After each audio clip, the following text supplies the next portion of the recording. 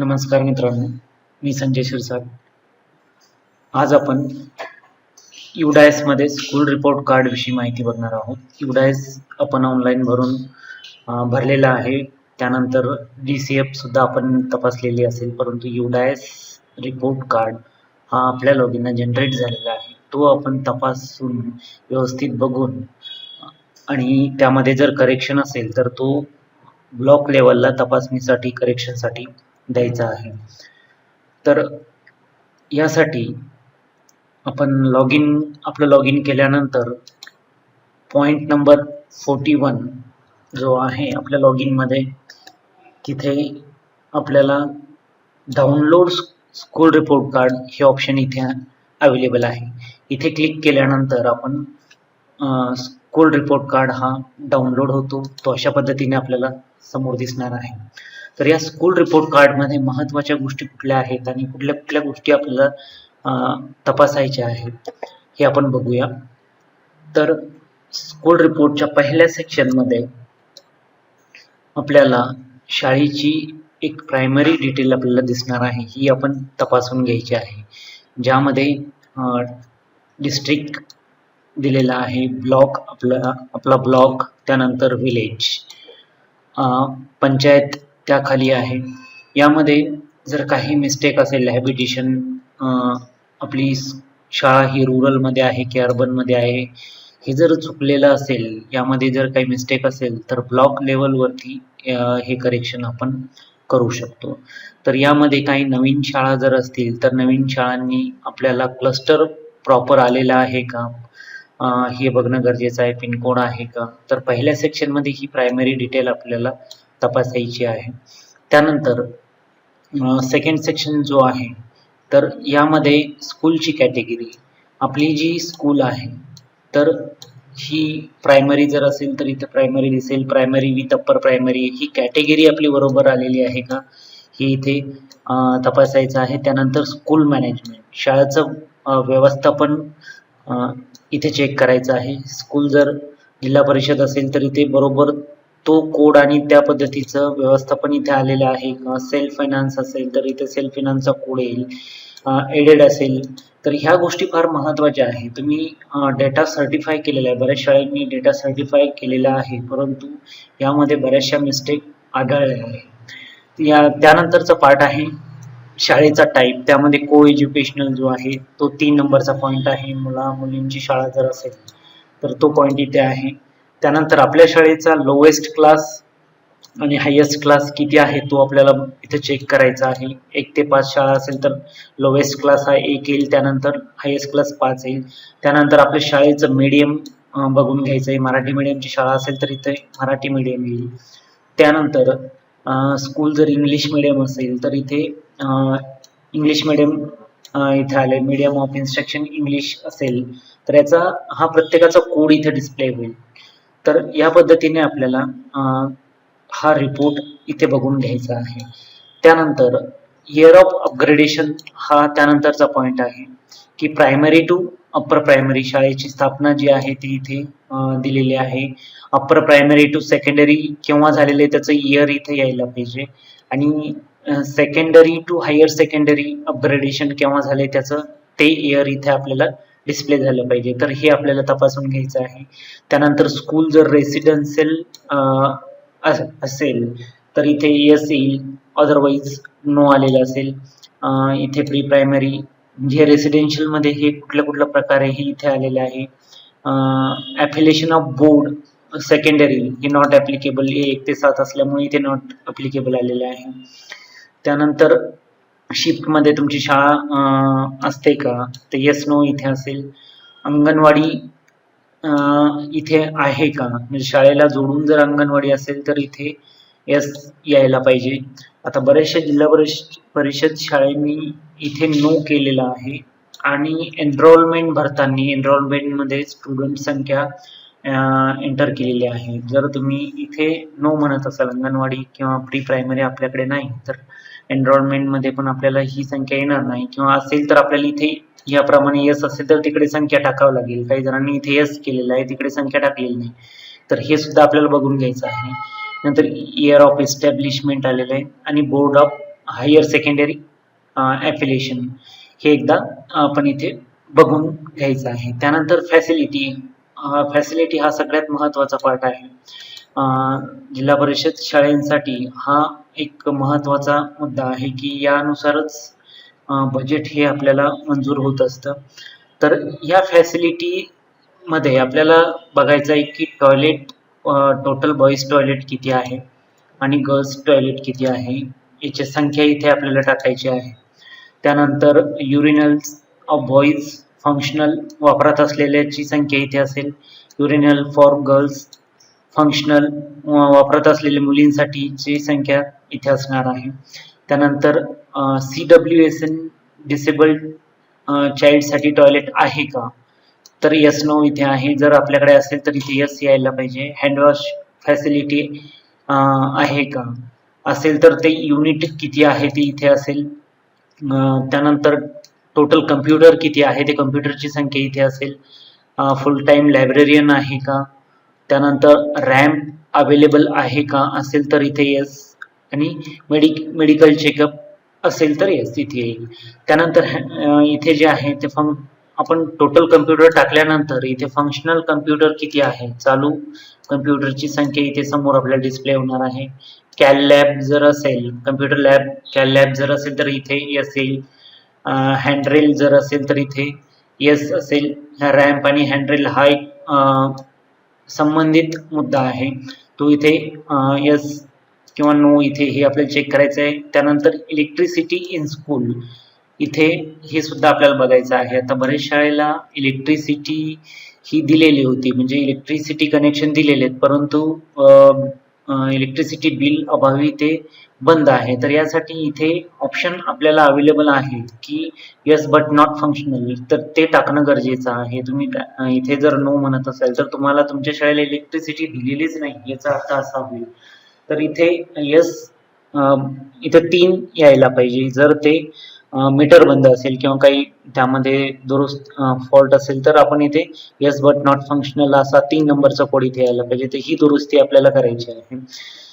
त्यानंतर drinking water facility आहे का, फंक्शनल ड्रिंकिंग वॉटर फंक्शनल आहे का, त्यानंतर लायब्ररी आहे का, प्लेग्राऊंड आहे का, रूम फॉर हेडमास्टर हे आपल्याला बघायचं आहे. त्यानंतर बाउंड्री वॉल जी आहे, तर बाउंड्री वॉलचा प्रकार हा कुठला आहे, की इथे 5 नंबरचा कोड इथे या शाळेने टाकलेला आहे की नो बाउंड्री वॉल आमच्या शाळेला नाही. परंतु कुठली तरी बाउंड्री वॉल जर असेल, एक साधी बाउंड्री वॉल जर इथं अदरमध्ये तुम्ही टाकू शकता किंवा इतर जो प्रकार आहे तो आपल्याला इथे टाकायचा आहे. की एकंदरीत फॅसिलिटीमध्ये तुम्ही जेवढ्या फॅसिलिटी तुमच्याकडे आहे ते दाखवणं गरजेचे आहे. तुमच्या शाळेचा इंडेक्सिंग या फॅसिलिटीमुळे कमी होत असतो, त्यामुळे हा मुद्दा आपल्याला बघून घ्यायचा आहे. त्यानंतर बिल्डिंग स्टेटस इथं दिलंय की गव्हर्नमेंट बिल्डिंग, जिल्हा परिषद जर असेल तर गव्हर्नमेंट इथं 3 नंबरचा कोड येईल. रेंटल असेल तर इथं रेंटल येईल, हे आपल्याला बघायचं आहे. त्यानंतर यामध्ये फॅसिलिटीमध्ये किचन शेड हा एक प्रकार आहे की किचन शेडची इथे रिपोर्ट कार्डमध्ये कुठे उल्लेख नाही, परंतु किचन शेड अवेलेबल असेल ते एकदा आपल्या लॉग इन वरती तपासून घ्यायचं आहे की किचन शेड असेल तर त्याला यस करायचं आहे.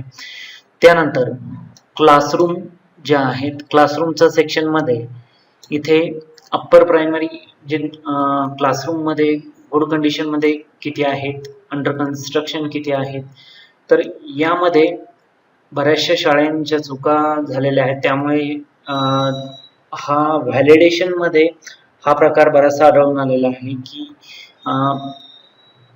क्लासरूम जे आहे, बिल्डिंग संख्या जी आहे, क्लासरूमची संख्या ही building total number of building संख्यामध्ये टाकलेली आहे. जसे की क्लासरूम जर 6 असेल तर बिल्डिंग ब्लॉक 6 दाखवलेले आहे. तर ह्या बऱ्याच शाळांची चुका झालेल्या आहे. त्यानंतर जेवढ्या क्लासरूम आपण दाखवलेल्या आहेत त्या फंक्शनल किती आहे त्याचं क्लासिफिकेशन चुकलेलं आहे. फॉर एक्झाम्पल या शाळेचं क्लासरूम मध्ये आपण जाऊया.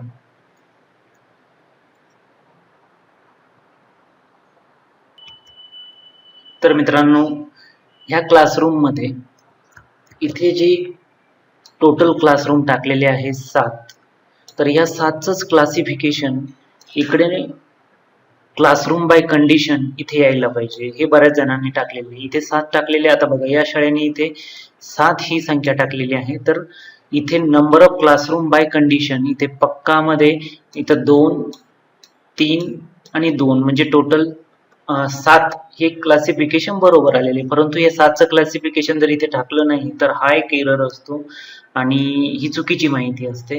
तर जेवढ्या क्लासरूम आपण इथे टाकूया ते इथे टाकायला पाहिजे, हे आपल्याला तपासायचं आहे.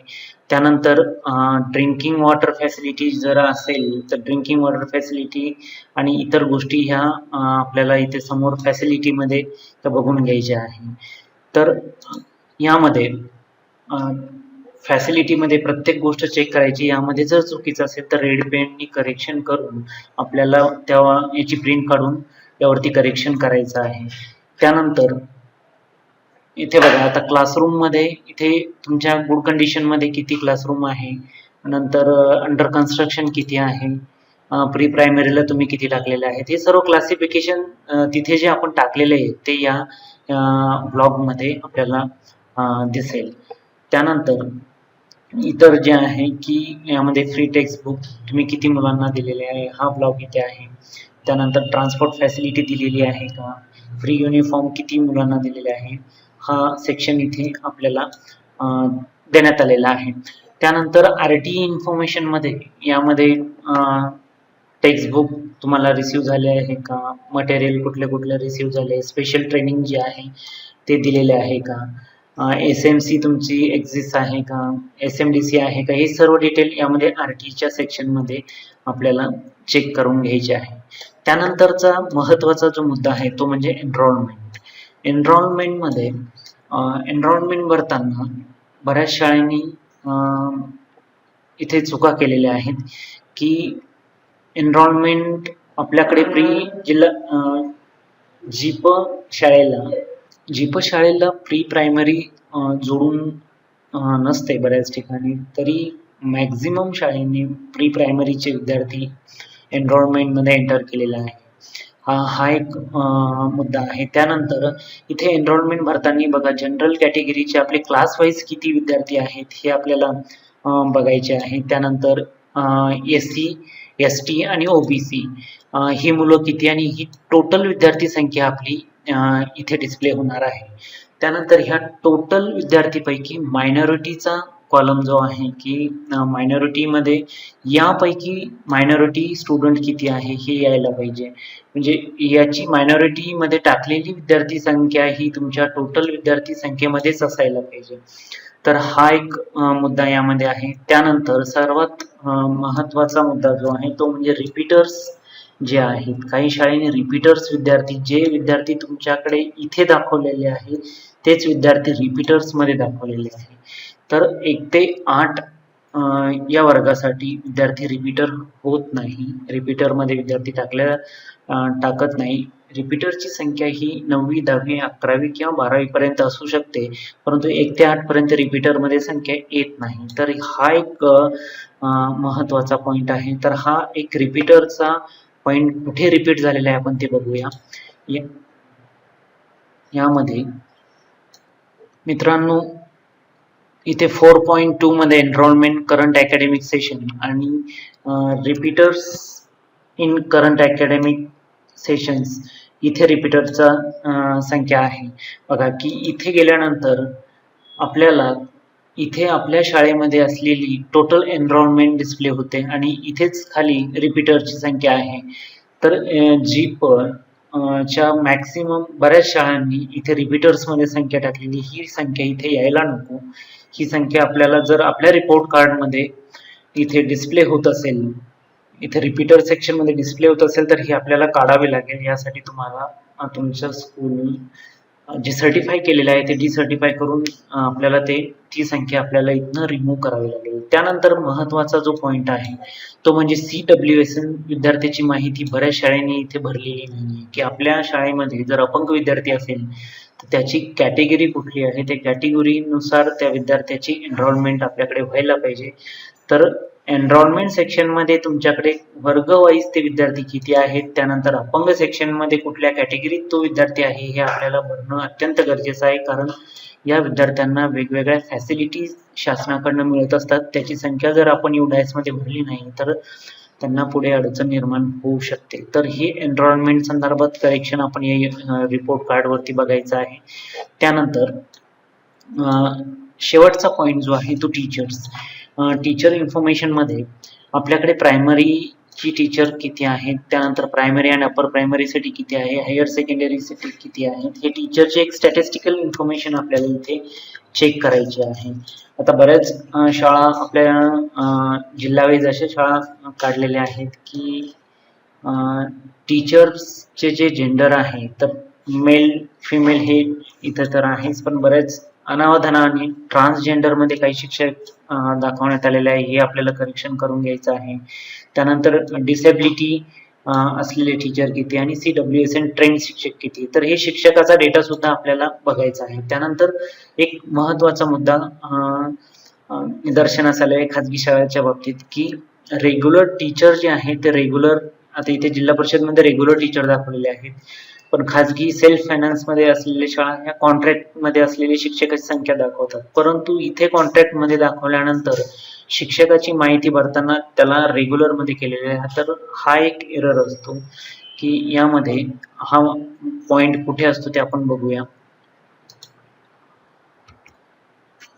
बघा इथे number of teacher staff in position हा जो प्रकार आहे, इथे आपल्याला आपल्याकडे किती शिक्षक आहे याची संख्या इथे भरायची आहे.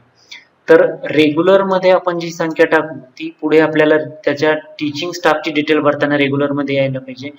जर तर तुमच्याकडे कॉन्ट्रॅक्ट टीचर असेल तर इथे तुम्हाला ती संख्या तिकडे दाखवावी लागेल. त्यानंतर आपल्या शाळेमध्ये 3 शिक्षक जर असेल, जेवढे शिक्षक असेल त्या शिक्षकांचे आधार किती शिक्षकांचे तुमच्याकडे आहे ते टाकणं गरजेचं आहे. मॅक्सिमम शाळांनी हे इथे भरलेलं नाही.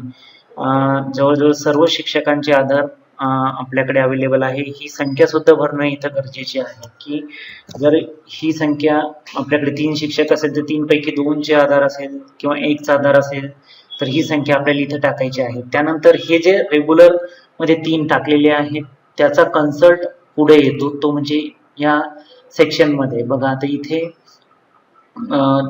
या सेक्शन मध्ये जेव्हा आपण ही माहिती भरतो तर इथं रेग्युलर टीचर म्हणून आलेले आहे. तिकडे जर रेग्युलर दाखवलेले असेल तर इथे सुद्धा हे रेग्युलर मध्ये असणं गरजेचं आहे. तिकडे कॉन्ट्रॅक्ट मध्ये असेल तर इथे सुद्धा कॉन्ट्रॅक्ट येणं गरजेचं आहे. तर हा एक मुद्दा आहे. तर अशा पद्धतीने आपल्याला स्कूल रिपोर्ट मध्ये करेक्शन करायचे आहे आणि ते तत्काळ ब्लॉक लेवलला देऊन करेक्शन करून घ्यायचे आहे. मित्रांनो, हा स्कूल रिपोर्ट आपल्याला समजला असेल तर हा व्हिडिओ आपला लाईक करा आणि हा व्हिडिओ आपल्या इतर शिक्षकांपर्यंत पोहोचा, जेणेकरून UDAISची माहिती आपली अचूक राहील. आणि आपण जर या चॅनलवरती नवीन असाल तर हे चॅनल सबस्क्राईब करा, जेणेकरून नवीन व्हिडिओ आपल्यापर्यंत पोहोचेल. हा व्हिडिओ बघितल्याबद्दल आपल्या सर्वांचं आभार.